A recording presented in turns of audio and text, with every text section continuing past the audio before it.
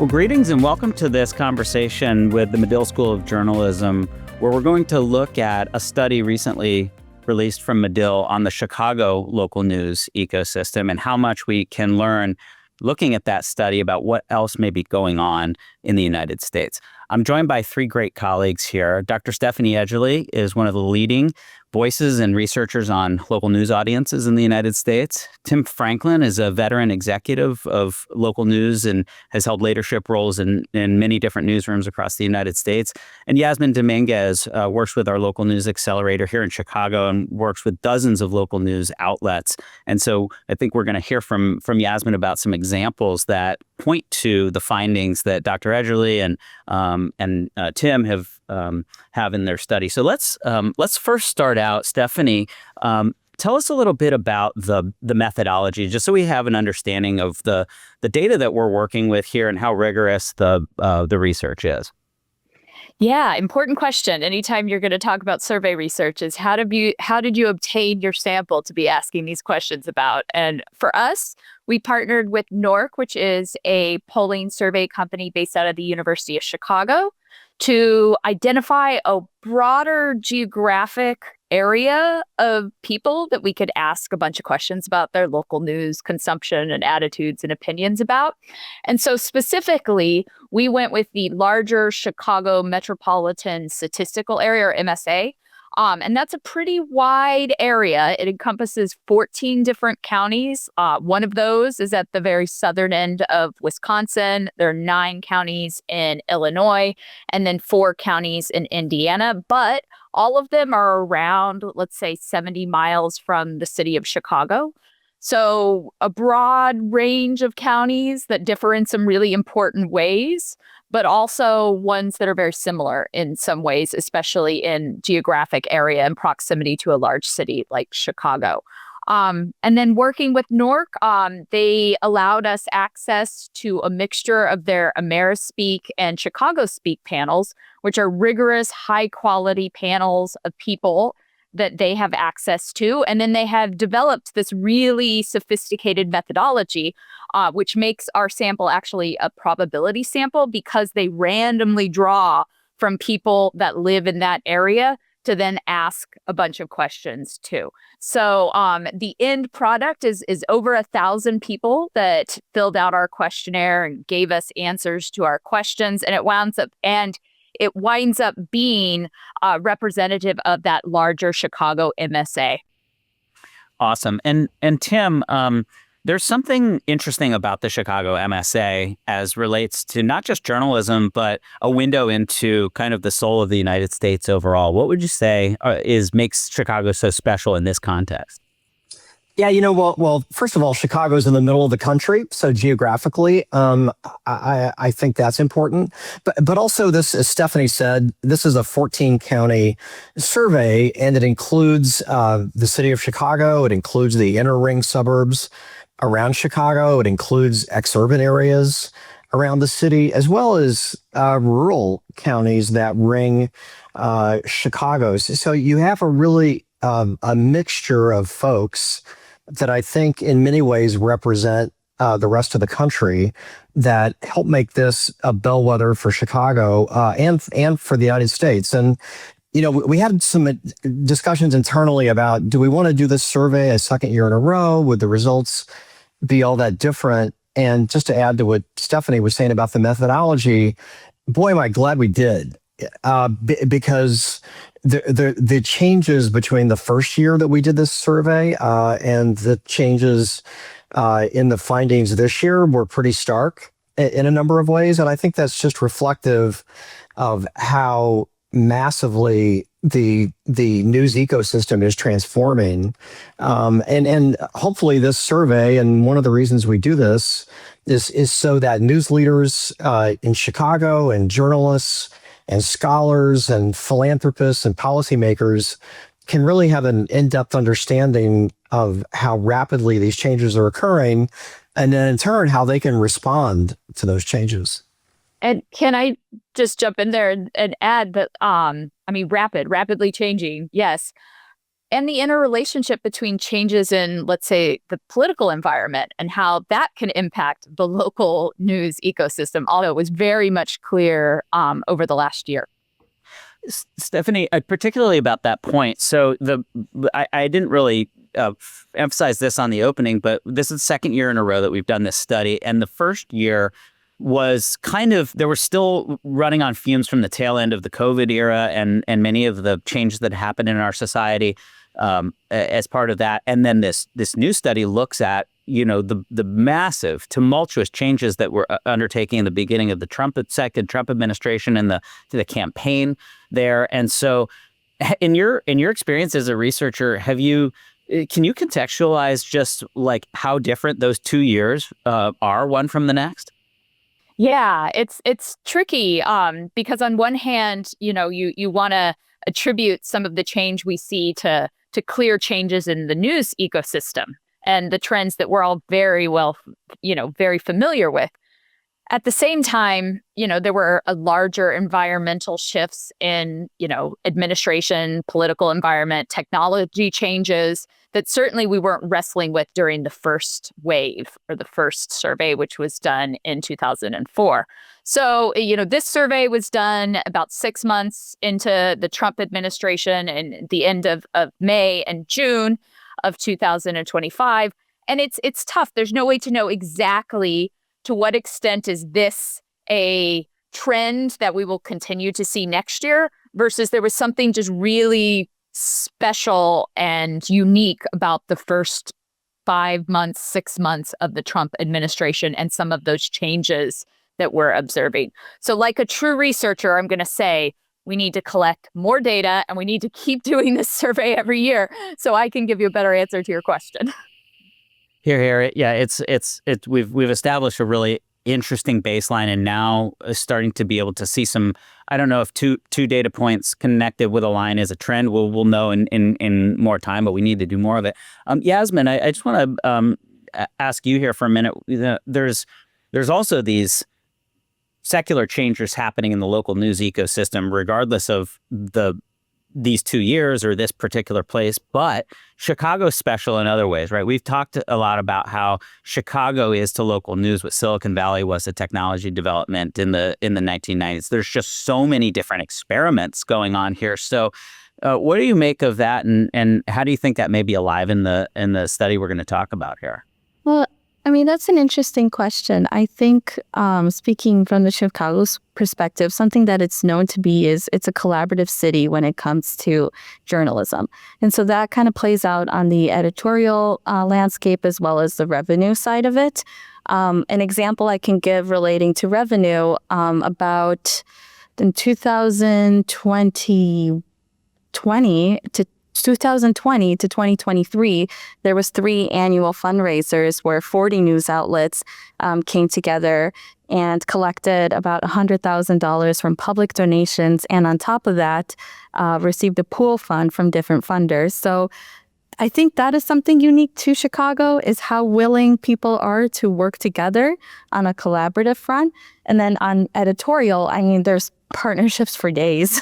And then there's, I think most recently, with all the recent news of immigration taking place in Chicago, about like 5 or 6 different newsrooms have joined together to do a joint coverage of all the different sorts of immigration waves or topics that have been happening. So I think collaboration is something that Chicago is really well known for.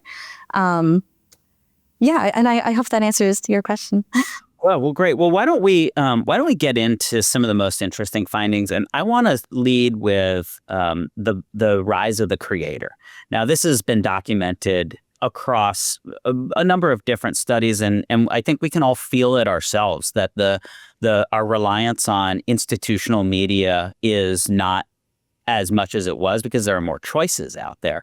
And so, Stephanie and Tim, I'd love for you to describe the findings about creators and the weight that they are exerting on the consumer of local news here in Chicago. And then we can ask ourselves why that might be happening in the way that it is.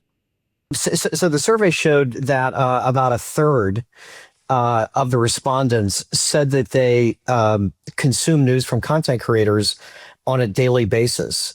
And if we had done this survey 5 years ago, and I think I heard Stephanie hinting that we should do it again next year. Stephanie, is that what you're suggesting? We need more data points? Okay, we'll work on that. But content creators have really emerged on the scene in a big way, and I think this poll shows that.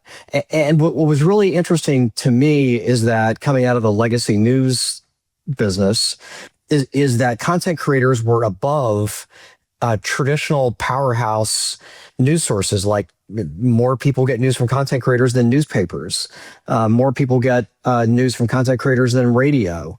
And so the findings just blew me away. And I think it also shows the power of individuals in this new ecosystem. So effectively what that result means is that individuals now have the ability to build audiences that are larger than those of, more than a century-old legacy news outlets, right? And so you talk about disruption of the news industry. I can't think of a statistic or a time that would indicate that more than these findings on content creators. And so it raises all sorts of questions. I could talk about this all day. I won't. But one of the interesting ones, I think, for legacy news organizations out of this finding is what can they learn from content creators? Like what is it that they're doing that is drawing in an audience to the degree that it is? Is it personality? Is it authenticity? Is it the fact that it's more conversational? It's not in traditional inverted pyramid type storytelling. What is it that's a magnet for consumers? And so I think that there may have been some publishers and editors who saw that finding and said, "Whoa, what is this?" And I understand that impulsive reaction, but I think the next reaction maybe should be, okay, well, what do I need to learn from them? I think this is a good moment too. I'm going to put on the screen here an example of a content creator that exemplifies the point that Tim, you just made. And this is Erica Eats Everything, who has 173,000 followers, that is based out of Chicago. And she travels to other parts of the world, other parts of the country, and kind of has a nice organized series of it. But I think if we just take a look and scroll through her page, the first thing you see is just delicious food, vibrant colors, her face all the time, a smile as well that makes her seem very personable. And I bet you that she has established trust and some sort of relationship with all her viewers too.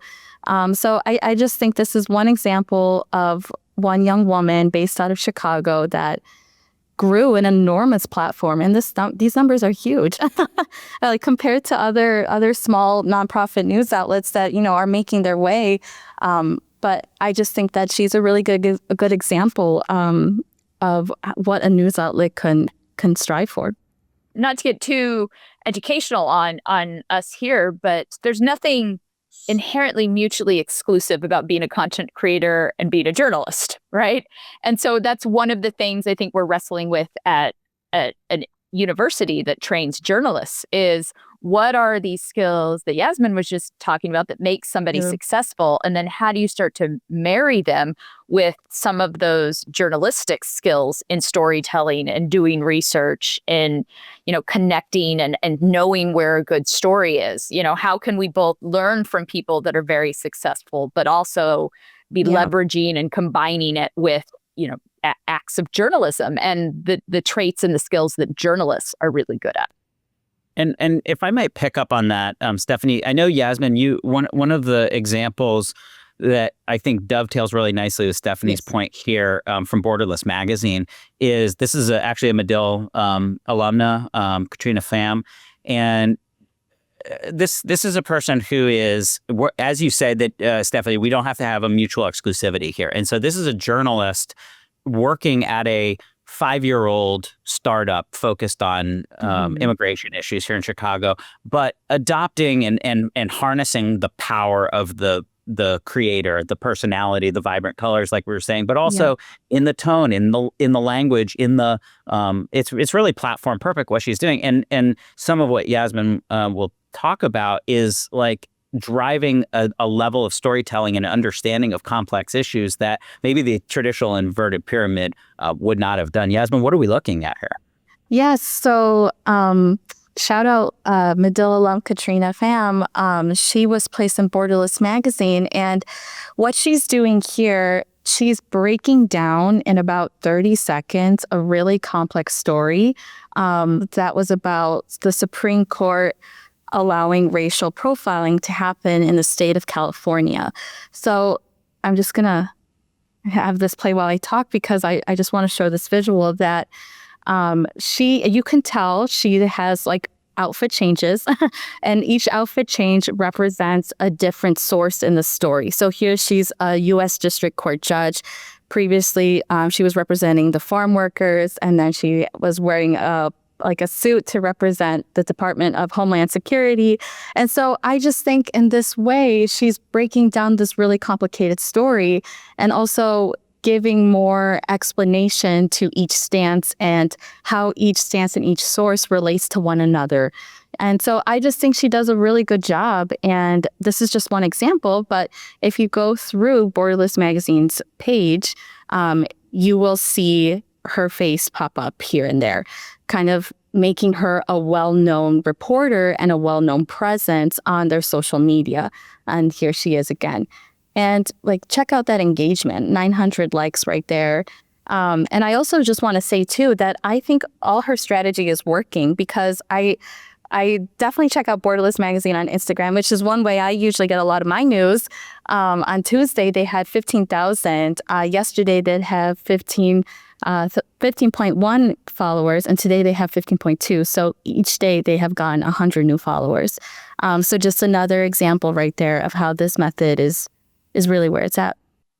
Yeah, and if I could add one more thing to that point, content creators, and our survey shows that for young people, and I'm constantly asked by news execs and people working in newsrooms about young people, right? Everybody wants to get a younger audience, and I think some of our survey findings sort of point to why that might be, but everybody's interested in sort of, in developing a better relationship and gaining a younger audience. Content creators and getting local news from content creators is the number one way that youngest age group of adults, so 18 to 29-year-olds, are getting local news. And in some of my other research, the biggest barrier that young people have with consuming news is this feeling like news is not made for me. I'm not seeing myself in reporters, in where they're from, what they're talking about, how they look, how they talk. And so what I think is so evident in the example that Yasmin was showing is sort of the evolution of how we're approaching journalistic storytelling. And it's not necessarily that credibility and trust comes from a blazer and a tie and sitting at a professional looking television studio. I do think that works in some instances, and I'm not suggesting that we throw that away. But I do think younger people, especially for local news, where they're sort of seeing the streets that they walk and the issues that they face and the roads that they drive down, sort of want to be able to see themselves in stories. And they don't want to be talked to or at by someone that they don't connect with. And so that's where I think this trend in content creation really opens the door for different ways of communicating and storytelling in really innovative and compelling ways, like I think Yasmin just showed us. Yeah, and if I can also add to that point too, Stephanie, of that you don't want to be talked to or at, that's an advantage of posting on social media the way Katrina does, because there's a comment section where people can throw in their opinion or their thoughts, and then Katrina or the news outlet can respond to them in that way immediately, and they get notified about it on their phone. So I know that's also another very attractive thing about content creators and the way they perform. And I'm thinking about how sort of more trad news organizations can adapt their practice to be more like what we just saw to achieve the results that we were just discussing. And, I'm thinking of sort of if there's a continuum, something that's along the way, might be Charlene Reinhardt's Substack. Yeah. Yasmin. And, Right. so tell us the story of that. And, is Charlene a creator? Is Charlene a traditional news source? Somewhere in between? What do you see? Yeah, I would say she's somewhere in between. So Charlene Reinhardt is a Southside Chicagoan who felt empowered to start her own news organization, which she called Chicago Southsider, which started as a website, and then she found a lot more traction and luck as a newsletter on Substack. It's only a few years old, and she already has 30,000 subscribers, which is it's just insane numbers. Like, those numbers are so good, all from one person putting in all this effort. And something I want to share as well, we just launched a study for her earlier this month, and we only have a small number of responses. So 21 people have responded to that survey. And one of the first questions we ask is, are you familiar with the Chicago Southsider, its Substack, and its social channels? And all 21 people marked yes to that question. And that survey was sent out to her non-readers and people located on the South Side, which it's a small number, I'll give you that, but it's just astounding that compared to her 30,000 of subscribers that were all organic growth from her, and 21 people marking yes that they're familiar with her, that are people that are not subscribed to that Substack letter, just is a double whammy on the power that one person can have. Well, that's great. I'd like to shift gears here and talk about a few of the other key findings. Tim, specifically the topical focus that is in greatest demand.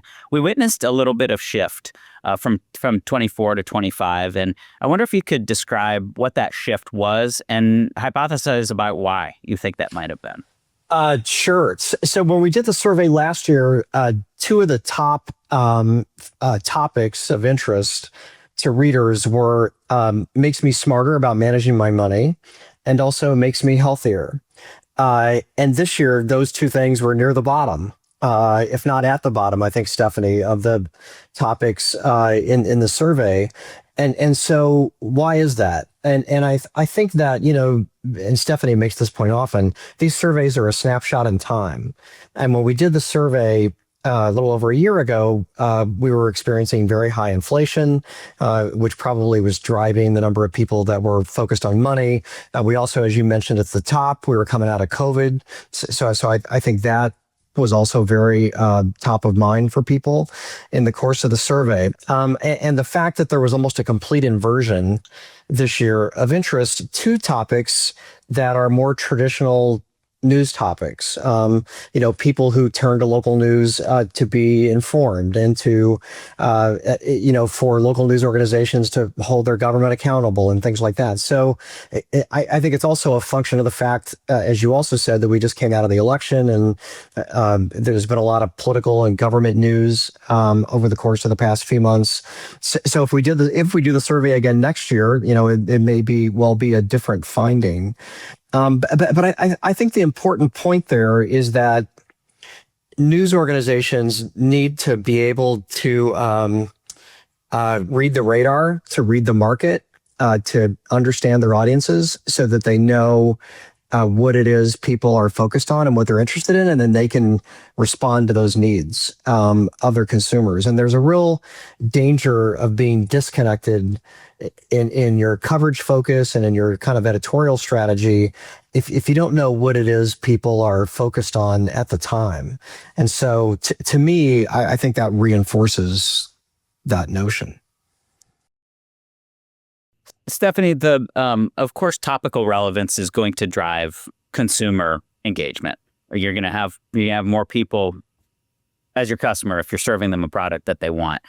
In this study, we found more than half of Chicagoans, or those in this 14-county region, are engaging in local news every single day, and a very high number if you zoom out to larger periods of time, like a week and a month. You're getting into the 90% by then. But there's a big gulf there. There's a generational divide and a big drop-off when you get to younger consumers. Can you describe what those numbers look like and give us a window into why you think they may be true?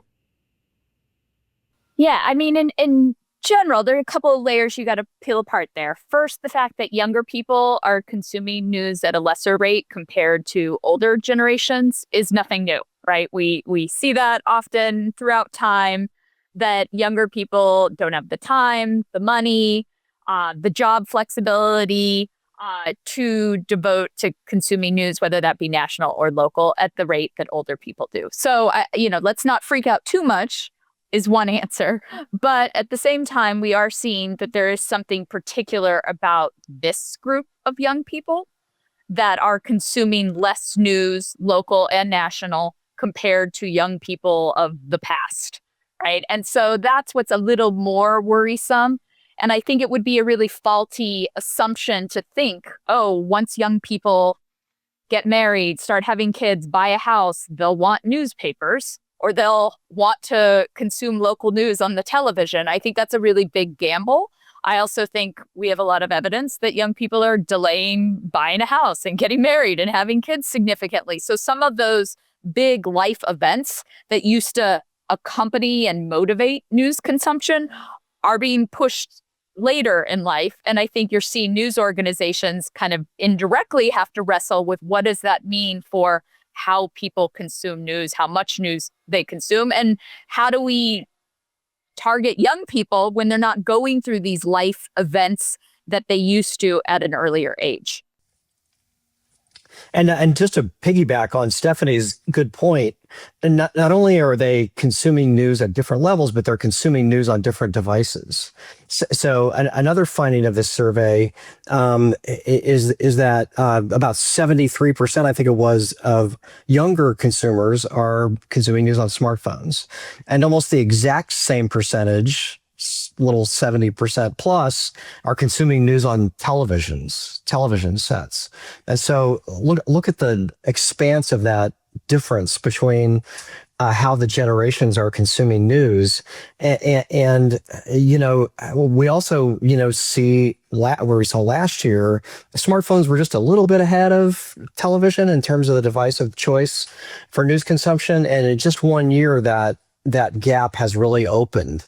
Smartphones are now, I think we can say definitively, the dominant device of choice for news consumption. And then that raises all sorts of issues and questions for news providers. Are they producing content meant for the phone? Are they producing video meant for the phone? And it also has big business implications as well. How do you monetize the phone and content on the phone compared to some of these other devices? And, just the other day I heard NYU business professor Scott Galloway, who was positing that in this environment, the bigger the screen, the lower the ROI, the lower the return on investment. And so, because phones have now become so predominant, even in video consumption. But I can't tell you how horrid of a user experience it is to be on a tiny little screen and then have like 3/4 of the tiny little screen taken up by ads that are and I can see 2 lines of the text as I'm trying to navigate. I'll also just mention that, because I went back to confirm this in the report, that although smartphones, mobile devices are certainly the device du jour for younger people, that 18 to 29-year-olds, they're also the number one device for consuming local news for the next older age group, 30 to 44, and the age group after that, 45 to 59. It's only once you get into the 60 plus where the number one device for local news is now the TV.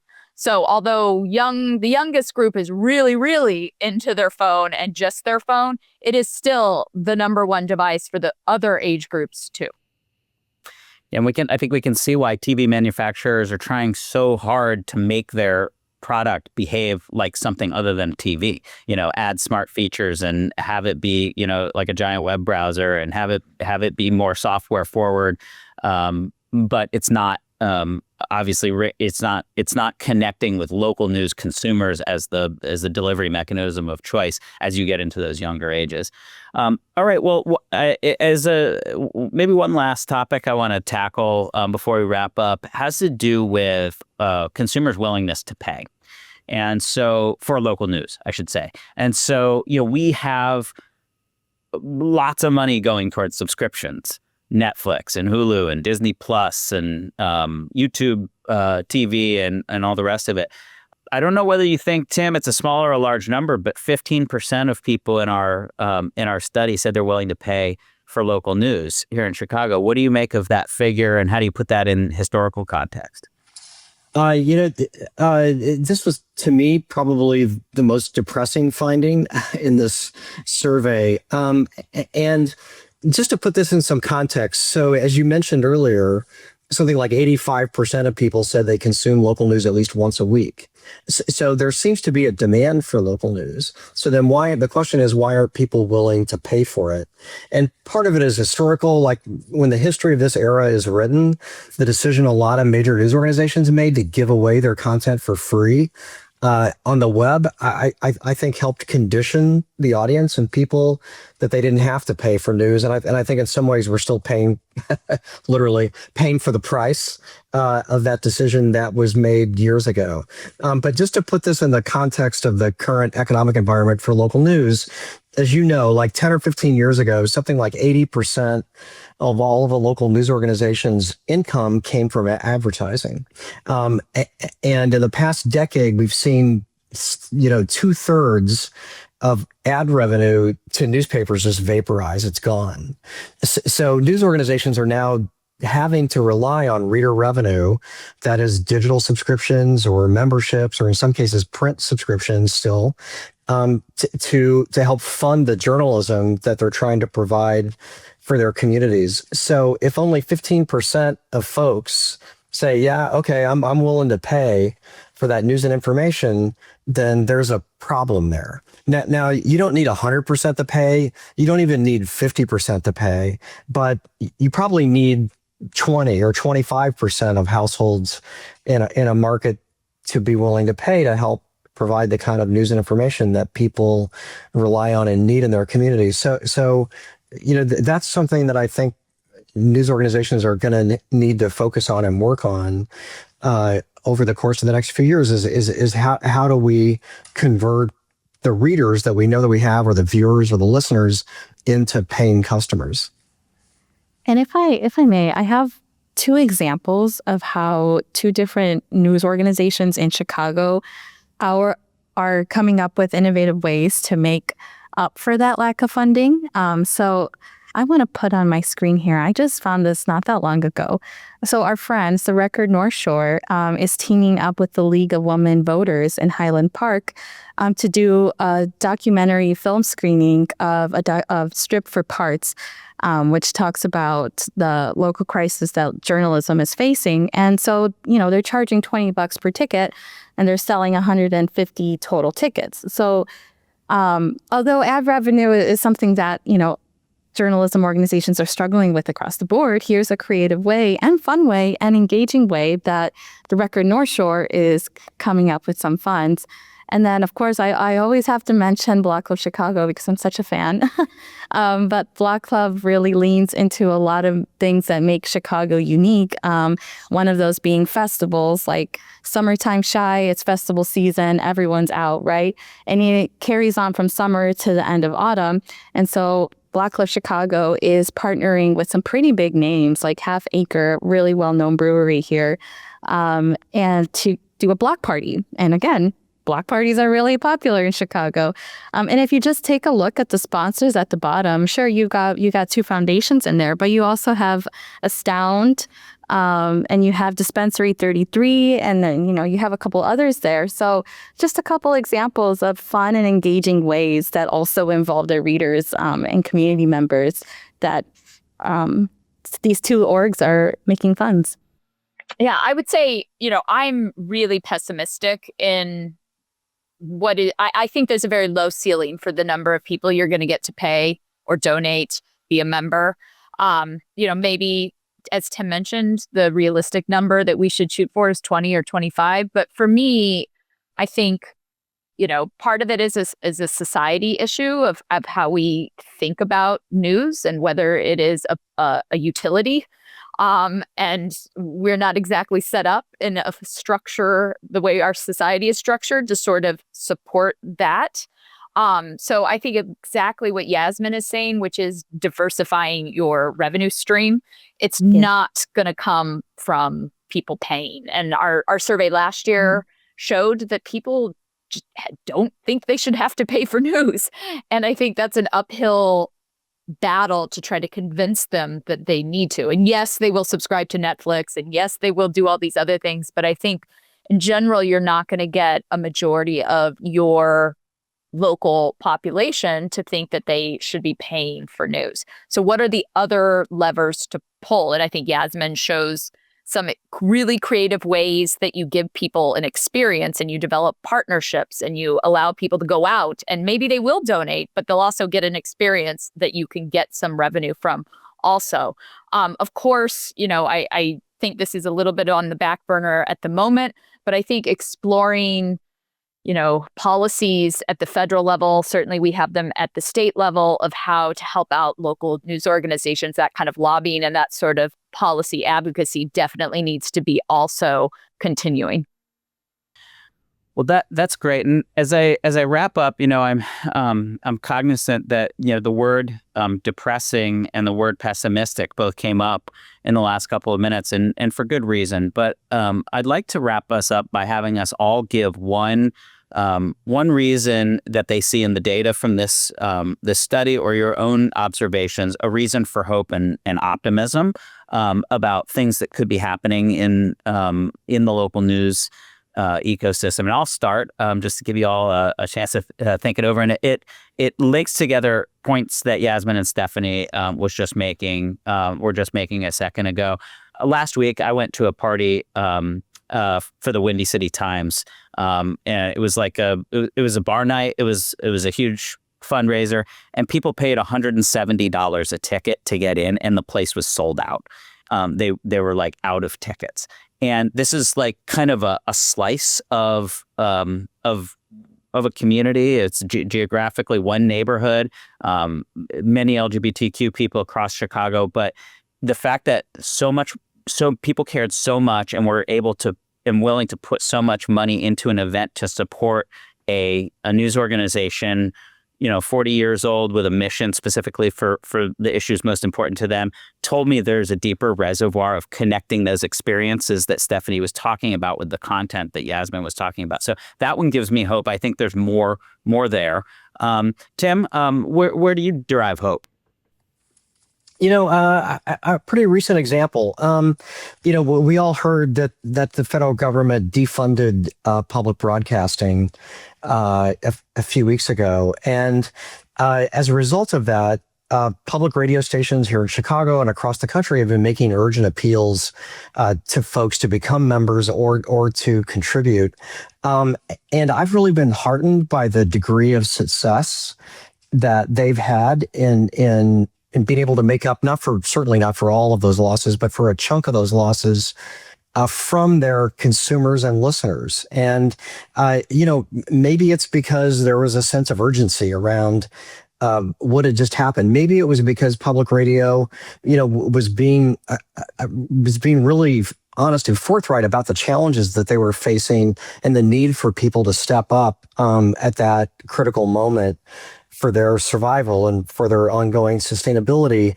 And I think we also saw in this survey that most people aren't aware that local news organizations are struggling financially. And so, that was an occasion for these stations to talk about how, no, in fact, we are going to struggle because of this action that came out of Washington. But the response from consumers here and elsewhere, I found to be really heartening. And yes, there are going to be some closures, and there have been some layoffs announced, but as we sit here today, this could have been a lot worse, and we'll see kind of how it develops. But that response, I think, was really heartening, and it shows the value people place on those outlets.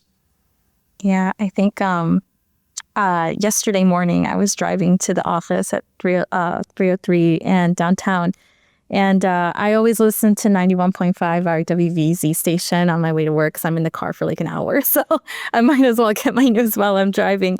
And yeah, I totally agree, Tim. It was like the first thing I heard them promote on the radio is just announcing their fall fundraiser campaign, because as of yesterday, October 1st, they were supposed to have $3 million in their bank and now they don't. And I love the delivery of how casual they said it, because they don't need to make it a big deal because it's already such a big deal in itself, right? So I just thought I loved how responsive they were, and I thought they were doing the right thing by just announcing it first thing in the morning. But Mackenzie, to answer your question, I think what kind of gives me hope and gets me going is that I think right now we're living in a world where everything is changing, not just journalism, but every sort of industry, way of life. A lot of things are changing. And I know a lot of people in these news organizations and different newsletters that are very intelligent and smart and are very aware of that and know that they also have to change their methods of diversifying revenue or kind of engaging community more in different ways. So I think I just see it in my day-to-day job and having relationships with all these people that I've formed for the past 5-7 years, that I just have so much faith in the people making this news that's kind of what gives me hope, because I know they're going to do well and they're going to engage the public in the right way. And people want to stay informed. People are motivated. They want to know what they can do. They want to know what's going on. So the news is not going anywhere. It's just transforming. The way it is consumed, the way it is delivered, the way it's paid for is just transforming. And I think it's exciting that we're kind of on the forefront of leading all that and are able to support our peers that are doing that. So that's what I have hope in. I'll be really nerdy and maybe say what gives me hope is one of the specific findings in our report, which relates to news avoidance or lack thereof. And one of the discussions we had in putting together the questionnaire was, how does local media and local news fare in terms of news avoidance? We hear a lot about news avoidance at the national level and how many people are just turning away and fleeing from news because it's all so bad and nobody wants to, be depressed, and it's too tiring and it's too stressful, too negative. And all of those things may be true, but we're seeing that people aren't feeling the same way for local, that there's still this idea that local is important.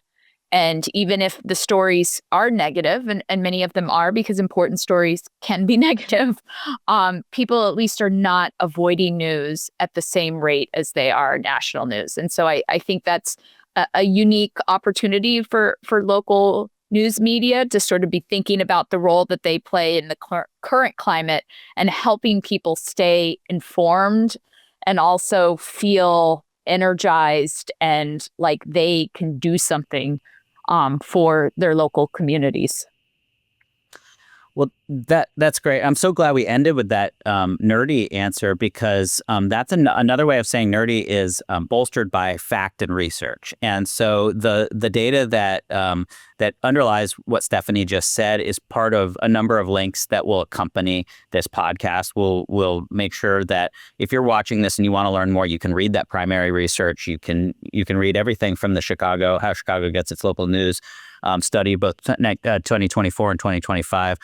Also, very soon, you'll be able to read the State of Local News Project, which will be released by Medill, that looks at many of these same and similar issues across the United States.